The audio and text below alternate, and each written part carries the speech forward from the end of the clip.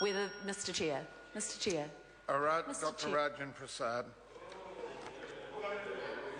Thank you, Mr. Chairman. I don't know what to make of that little groan from the crew over there, led by Pesita Sembratuinga and company. But I think the title of a bill should actually say something quite particular about, well, it should say what the bill is really about. And clearly the title that we currently have, Mr. Chairman, doesn't quite cut it. And lots of alternative titles can be suggested. Of course, usually they can be quite humorous, but I don't think there's much humor in any alternative title for this bill, because there is just so much wrong with this bill, and I think the title should reflect that. I think it should be called the Anti-Young Persons Bill, because the presumption about young people in this bill is that they are incompetent.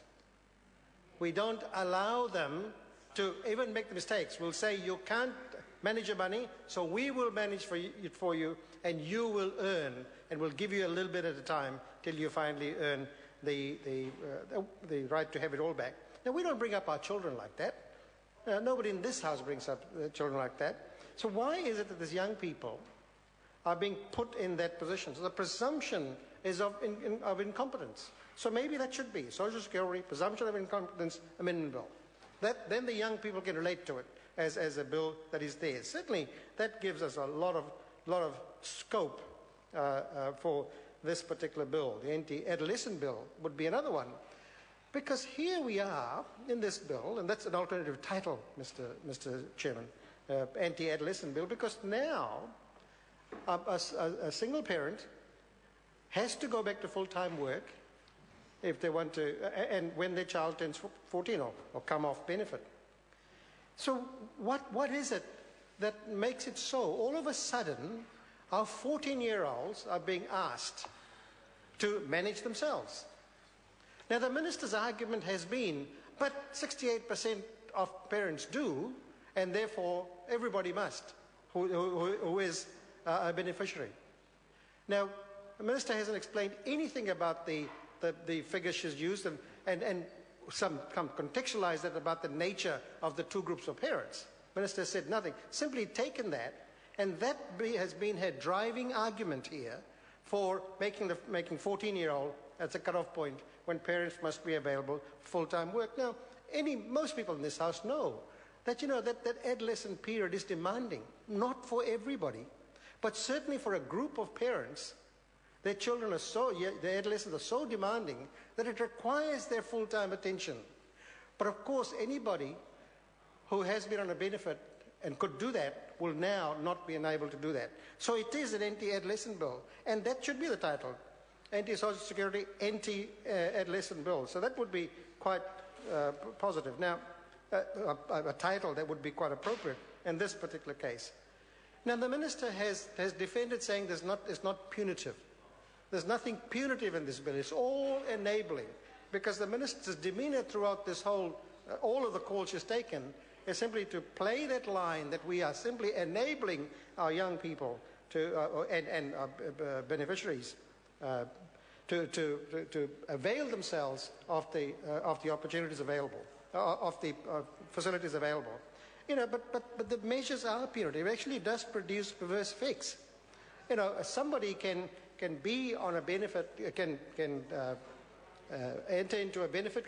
There can be situations when two solo mums, both with a 6-year-old and a 1-year-old, one would have access to the benefit and the other won't. That's entirely possible. And yet the minister says there's nothing punitive in this. So there are punitive provisions in this particular bill as well. Now, who supports this bill? And certainly, professional after professional came to the Select Committee, and they did not support this bill. They found so many things wrong with it.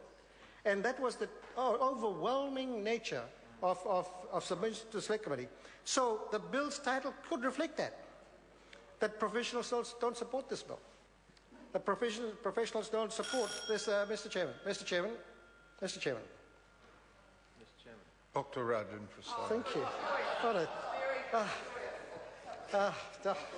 That's been the second time in 2 days my favourite chairman has recognised that the person has something more to say. I can see things are looking up at last, Mr. Chairman. Maybe it's something about the second row that does it. But certainly, back to the serious point, I was looking to hear the views, Minister, of the professionals who came, that you would expect them to have understood what the bill was trying to do.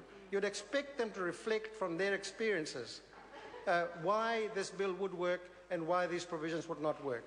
But they didn't. You know, and of course, nobody's listened to what they said, because none of that, or hardly any of that, has been taken into account. So it could be nobody believes the government bill, because the submitters certainly didn't.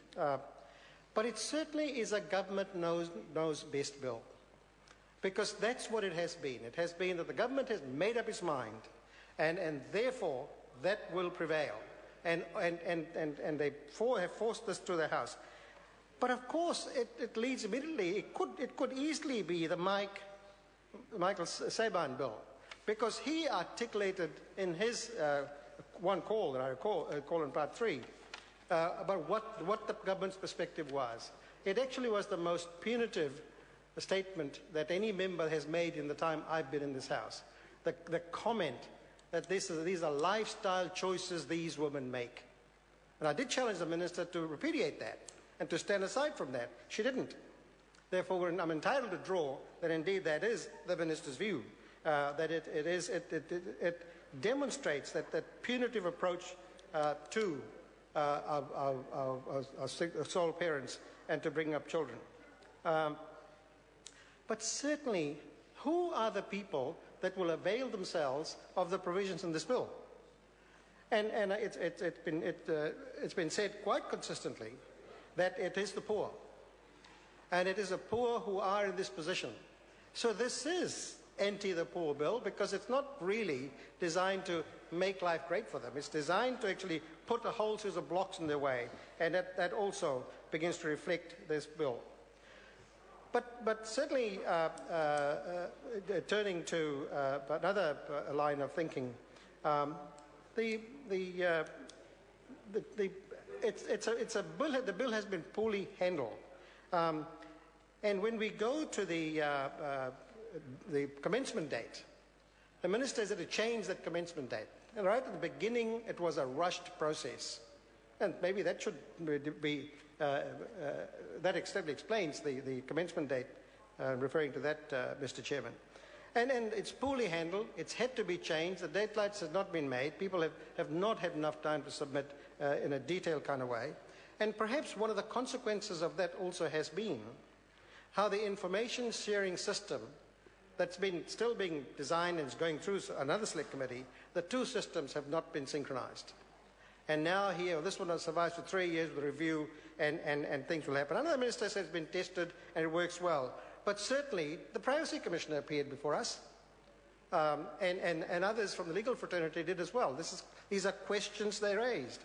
So the commencement date is a problem, and it's had to be changed. And one of the consequences of that has been that the information sharing provisions of this bill are wrong. So there are just so many things wrong with this bill, Mr. Chairman.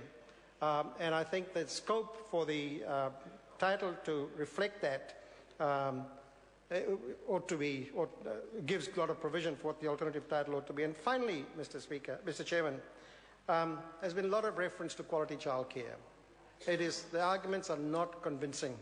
I know the minister shakes her head, but it's not convincing that the quality childcare will be available. It's a constant theme from my colleagues on this side, that if we're going to use these provisions, then quality childcare must be made available. And that 68% the minister quotes, maybe they do have access to that and can afford it by some means, but certainly many can't.